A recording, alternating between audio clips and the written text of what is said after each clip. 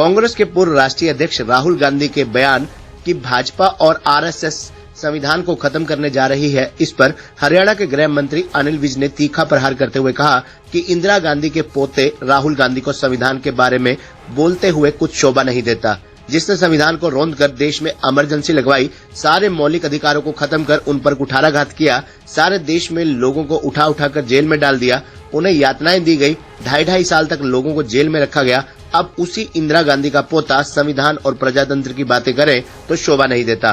Congress party ने अपने सारे राज्यों में अपने काल में अनेकों सरकारों को, चुनी हुई सरकारों को ध्वस्त किया। हमारा ये समय है जो इसमें भी कुछ प्रदेशों में हालात बिगड़े, लेकिन हमने संविधान की उस धारा का प्रयोग नहीं किया जिसके तहत चुनी हुई सरकारों को तोड़ा जा सके, क्योंकि भारतीय जनता पार्टी और आरएसएस संविधान की और प्रजातंत्र की पूजा करती है। वहीं भारत जोड़ो यात्रा के दौरान मध्य प्रदेश में दिग्विजय सिंह को लेकर जिस प्रकार कांग्रेस द्वारा एक बयान दिया गया, जिसमें दिग्विजय सिंह के गिरने का कारण वहां की खराब सड़कों को बताया गया और इसके लिए मध्य प्रदेश की सरकार को दोषी ठहराया गया, इस पर हरियाणा के गृह मंत्री अनिल विज ने उन पर कटाक्ष करते हुए कहा कि कांग्रेस पार्टी में ड्रामा करना इनको सिखाया जाता है, क्योंकि ये बहरूपी है, अंदर से कुछ बाहर से कुछ और है।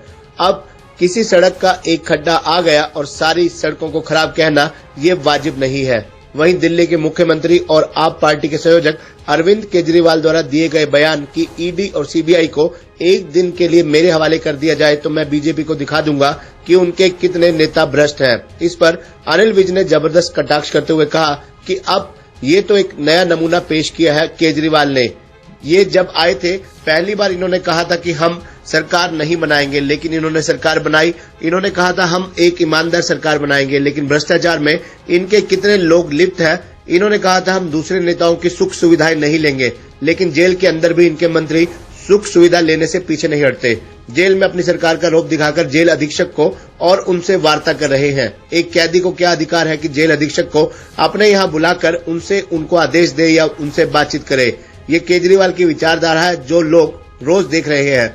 उन्होंने कहा ये तो केजरीवाल ने अपने दिखाना है कि वह सारा देश देख रहा है। आपका मंत्री जिस प्रकार से तिहाड़ जेल में ऐशो आराम कर रहा है और 5 स्टार होटल के वहां पर लाभ ले रहा है, जिस तरह से बलात्कारियों से मसाज करा रहा है, आपका जो सारा दर्शन है, विचारधारा है, वह सारा देश देख रहा है।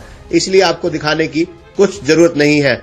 वहीं हरियाणा के पूर्व मुख्यमंत्री भूपेंद्र सिंह हुड्डा द्वारा दिए गए बयान कि हरियाणा सरकार ने 8 सालों में एक भी थर्मल प्लांट नहीं लगाया, एक भी यूनिट बिजली पैदा किए बिना ही क्रेडिट लेना चाह रहे हैं, इस पर पलटवार करते हुए अनिल विज ने कहा कि हुड्डा साहब को भारतीय जनता पार्टी की सरकार को शाबाशी देनी चाहिए कि उतने ही प्लांटों में बीजेपी ने सबको बिजली पूरी कर दी।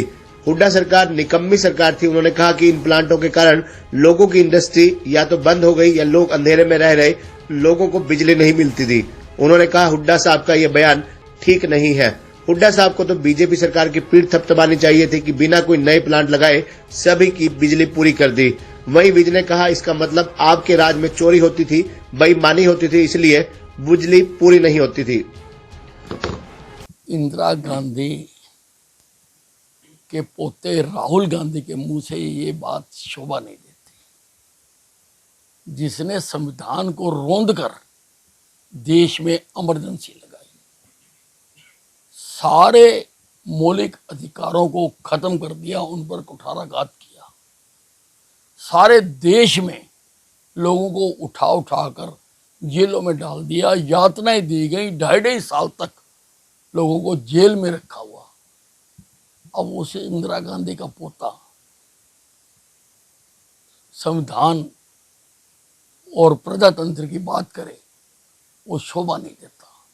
कांग्रेस पार्टी ने अपने सारे राज्य में काल में अनेकों सरकारों को, चुनी हुई सरकारों को ध्वस्त किया, तोड़ा इन्होंने। हमारा ये समय है जो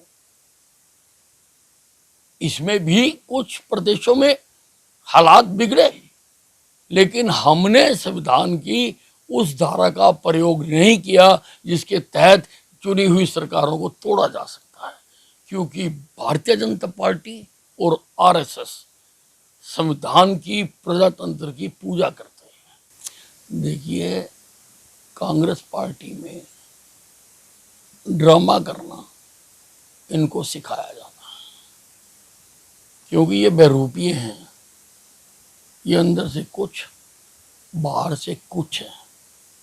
और किसी सड़क का एक खड्डा दिखाकर ये सारी सड़कों के बारे में कह दें, ये वाजिब बात नहीं है।